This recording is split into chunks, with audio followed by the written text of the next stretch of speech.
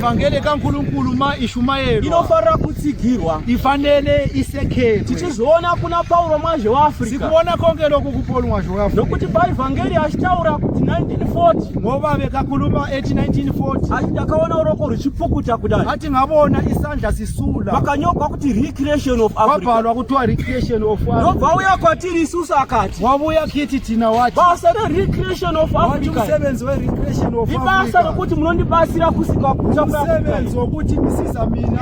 ndilosika Africa itsva iyi yimi ongidala imo muri vabasiri vangu nina ningabasizi vangu zvino tiri kumutsigira paivhangeri namanje siyamsiza saka ivhangeri iyi hatifambi tiri tega ivhangeri iyo asihambi sodwa uye hatiparidzi tiri tega kuti asishumayeli sisodwa tinotsigirwa nengirozi navatumwa sisekelwa ngengilozi tichitsigirwa nevakuru kwatiri nalaba abakhulu ndo zvakaita ivhangeri yaPaulo mwaje wa iloko Afrika kwenziwe ngevhangeli kaPaulo mwaje wa Afrika nokuti ivhangeri yakanzi haina chinoidzivisa nokuba kuthiwa ivhangeli ayikho into haina chinoikonesa iyi akukho into ezoyivalela tikaverenga muprofita Daniel masingabheka kuDanieli pachitaura pamusoro paShadrach naMeshach naAbednego khuluma ngesikhathi seShadrach naAbednego vaiswa muimba yamambo babe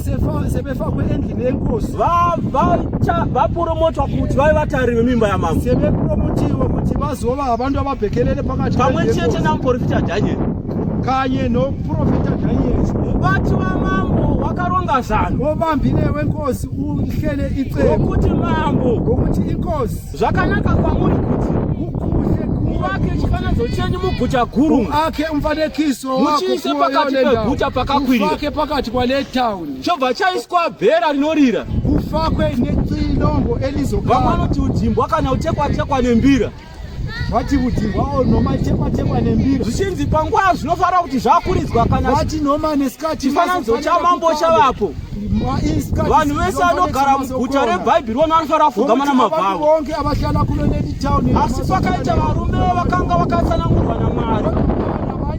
vakanga vachitya Jehovha vakanga vasingakari zvokudya kuti zvipinde muromo yavo kungene emlonyeni yavo vakaramba kunamata chifananidzo chamambo avazange vavume kutandaza vakati mambo rama henyu nekusingaperi wati nkosi asi kunyange Mwari wedu watinonamata akasatirwira hatizofa takanamata chifananidzo chenyu ichi asingeke size mambo wakarayira neshungu kwazvo nehasha inkosi yalayela kuti vabati vake navatariri vake abalandeli vave semoto mukuru kwazvo chake babasi mlilo kuti Shadrach naMeshach naAbednego vapinzwe moto niko naMeshach asi Mwari wakavarwira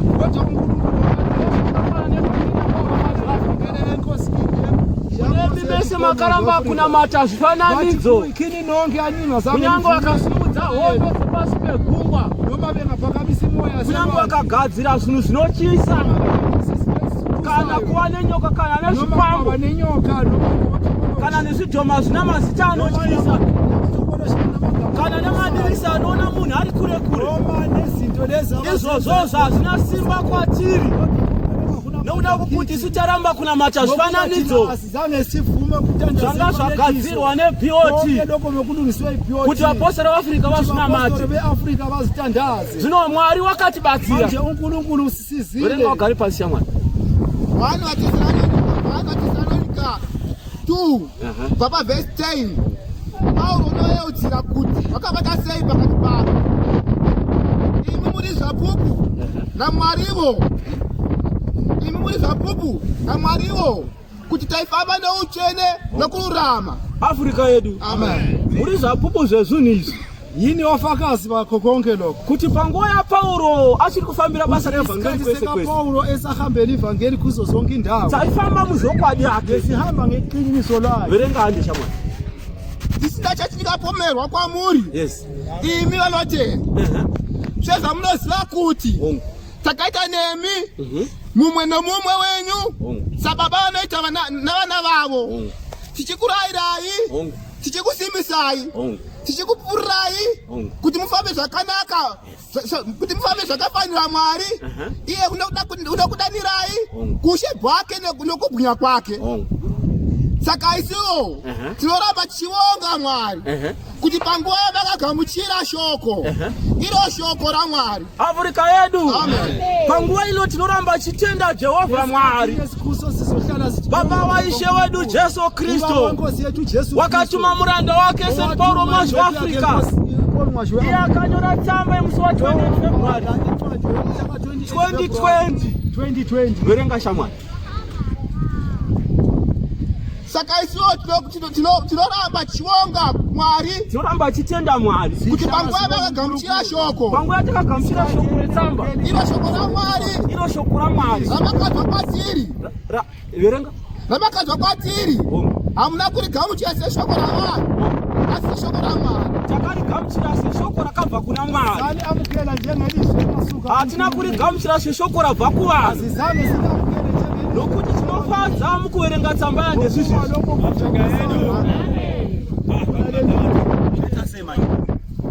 Shoko riri kutaurwa iri vanhu vari kurova mavoko vatatu vanhu ndo vari kutenda shoko raMwari. Ngave avatatu Afrika zvakira pashoko rawaro wabva ipapo rava mavoko iroro. Vanhu vanofanira kuziva, abantu vanofanira nokuwazi shoko rani ndo rinochinja munhu. Zvokuimba takara tinongoimba ngomuroti tinongofamba tichiredu, asi shoko ndo rinochinja vanhu kuti vanhu vazive kuti vabva kuchechi vanoti tanzwa shoko tichiparidzwa uye tatendeuka.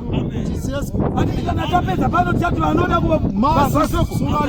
hatipoti vanhu vakuimba kunotapira uyai mutendeuke. Aiwa vanzwa shoko uyai muzodii nokana shoko richitaurwa rinobva upenyu torwa maoko korwa vanhu vatatu kushakomana ezintatu. Aiwa Afrika yedu vanhu vari pazvinhu zvavo ndoaine chii nemufaro farai nokuti zviri kuparidzwa panapa mashoko okudenga amazwa sezuluini. Regera vanhu vaMwari. Aiwa tavatose manje sesi sonke famba shamari yogogara pasi kuti panguva vakagamuchira shoko, iro shoko raMwari ramakadzwa kwatiri, hamuna kurigamuchira seshoko ravanhu asi shoko raMwari. Afrika ya panguva yatakanzwa shoko remusi wa 28 February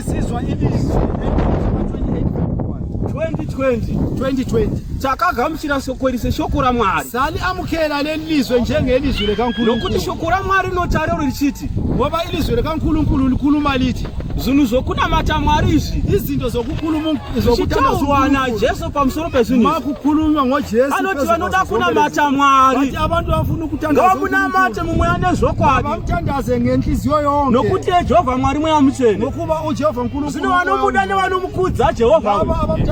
Mwari wakatuma Paulo mwazi waAfrika vanofanira kumukudza uri mweya mutsvene waMwari, nokuti vari munyama vagoni kufadza Mwari. Afrika yedu,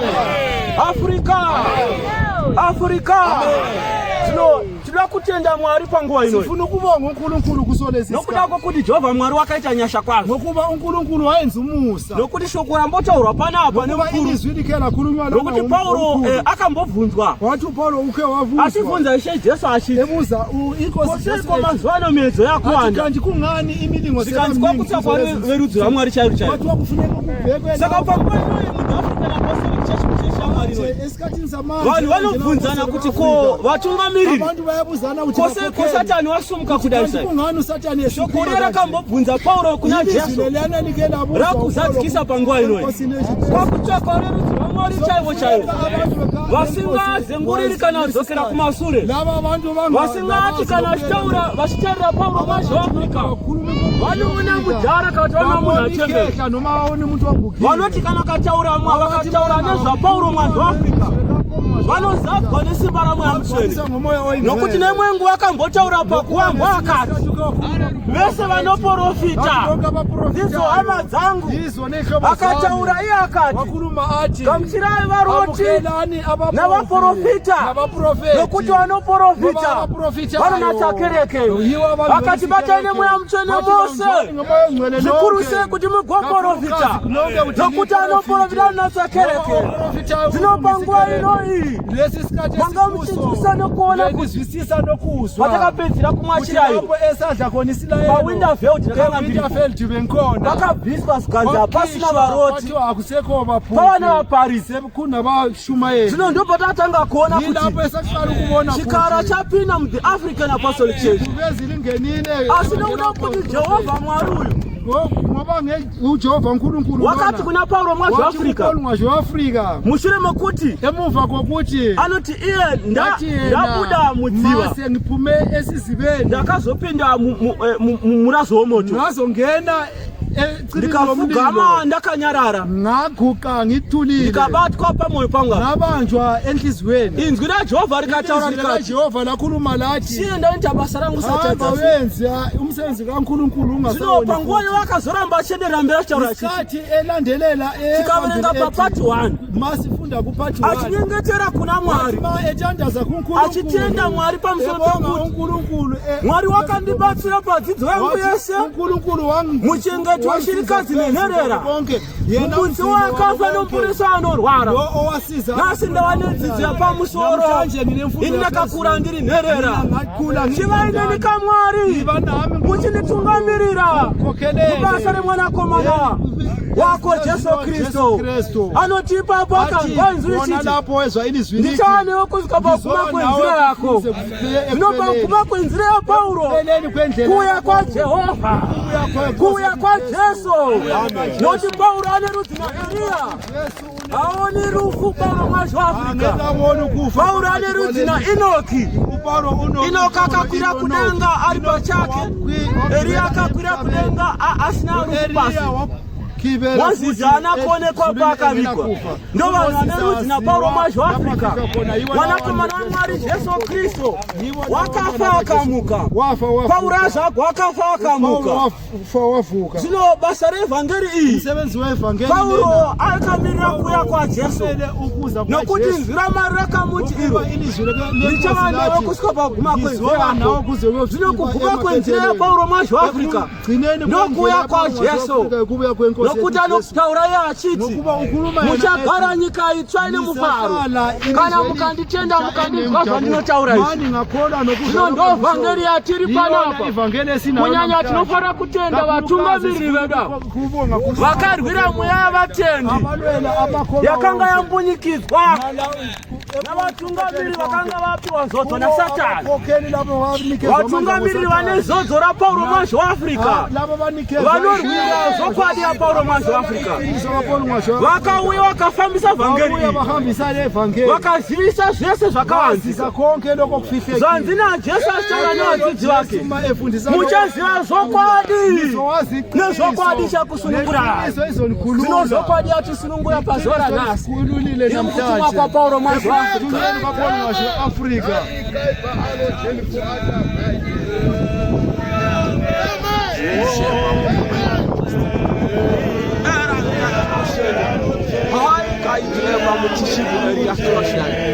Hosana Elia. Amen. Amen.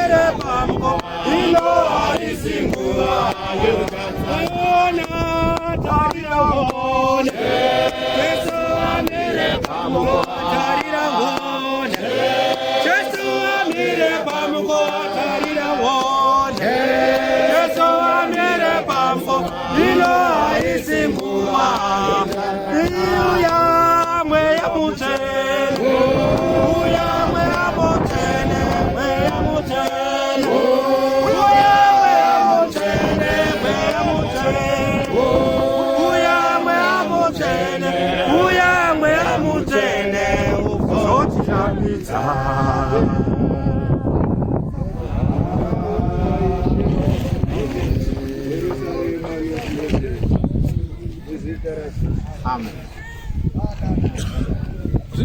Tinotenda Mwari. Siyabonga uNkulunkulu Baba wa Ishe wedu Jesu Kristo. Ubaba wenkosi yethu Jesu Kristo. Na muyamseni wakari pakati pedu. Umoya ongcwele opakati kwethu. Watitendera kuthepa no paziwa nasi. Osivumele ukuthi sibelana namhlanje. Anobaye muyamseni umweshete. Umoya ongcwele munye. Wakati agwana Jesu asara nabadzidzi bakhe. Kukhulunywa ngoJesu nabafundi bakhe. Achithi Thomas awusati waziya baba. Athi Thomas kanti awukawazi ubaba na. Lokuthi kana waziya baba ngoba mongazi ubaba uchaziwa ukuthi baba wari manjini uzowazi ukuthi ubaba neni ndiri muna baba nami ubaba zvino ndo vhangeri yatiri panguva ino iyona ivhangeri esinayo namhlanje vana Thomas vachiriko o Thomas vasesekhona havasati vaziya kuti Paulo ndiani havakawazi ukuthi uPaulo havasati vaziya kuti muna Paulo muna Jesu havakazi namanje kuti uPaulo unojesu vari kuona vanotaura vachiti kwanzi ndiri kuona ndakambonzwa wamwe achitaura vachiti ngengezwa omunye ekhuluma ethi hanzi the old man is going to come here in South Africa vathi ikhehla lelizobuya lapha vachiri aPaulo mwazhe waAfrica uPaulo mwazhe waAfrica zvino Paulo mwazhe waAfrica uPaulo mwazhe waAfrica Jesu achitaura pamusoro pevhangeri Jesu maekhuluma phezu kwale vhangeri achiuya achitaura achiparidzai ebuya eishumayela achiti umambo wokudenga uko ati ubukosi basezulwini unonzi akatora mwana mudiki ati akapa menzaniso kuvadzidzi vake nemwana mudiki anikeza umfanekiso lo achiti ani wese muri panapa ati nonke ni anoda kuziya zviri mushe waMwari ufanele awazi ubukosi obokukhulu anofana kuva semwana mucheche ufanele afane nomntwana omncane mwana mucheche zvaanoita umntwana omncane lokho akwenza kudzidzira kuti isu natungamiri vedu vese vari panapa sukuthi thina nevakadzi verwadzano nabo mama bomanyana kana tichiona Paulo mwazhe waAfrica masibona uPaulo mwazhe waAfrica ngatione mutumwa waMwari ana Jesu bedu ingceko yenkosi tisaona munhu singaboni umuntu nje zvino ndo shoko raJesu iroro yilona ilizwi likaJesu muprofita Yesaya achitaura pane mungu anoti uke wathi mayikhuluma elizwini lakhe hanzi ana umambo akanabo ubukosi hana chanacho pakuya kwake akanako nokanako kana pakuonekwa kwake noma ekuboneka wakazvidzwa navanhu nokuraswa kodwa ubonwe ngabantu asi wakangana Mwari kodwa yena bekanonkulunkulu wakazvidzwa navadariki navafarisi vasuke vava nokondi sapanguva yaJesu auya abafarisi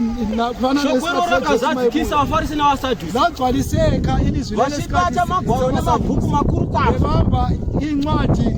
nokuti vafarisi vanhu vaivara kwazvo kuba abafarisi abantu vanhu vakanga vakadzidza nezvemagwaro fundile futhi incwadi saka vaitiwa takamirira Mesiya tinomuziva chiro chake somela uMesiya siyamazi ubuso bakhe zvino zivo yepanyama haibatsiri ulwazi lwasenyameni yekuziva kuti ndiri kubva kare ndakagadzwa inini kusukela kana kuti savice chairman waPaulo mwazhe waAfrica vice chairman waPaulo zvino izvozvo zvinorasa vanhu izvozvo asi mweya waJesu kana wakugara uchaziva kuti Paulo mwazhe waAfrica muranda waMwari akati mwana Jesu mazuva ano kupedzisira ane ivhangeri nembiri kutanga mina muAfrica tere nepasi rose urenga shamwari ugari pasi nguva yedu yapera hamuna kurigamuchira seshoko ravanhu asi shoko raMwari iro zvirokwazvo rinobatawa mukati menyu imi munotenda nokuti imi hama dzangu vakawaterekereke dzamwari dziri muJudhea muna Kristu Jesu nekuti nemiwo vakatambudzwa saizvozvo nokwenyu sakatambudzwa iyo navaJudha ndivo vakauraya Ishe Jesu navaprofita vakatidzinga isu chigarako pasi mutungano Afrika yedu achitaura Paulo wechaso pamusoro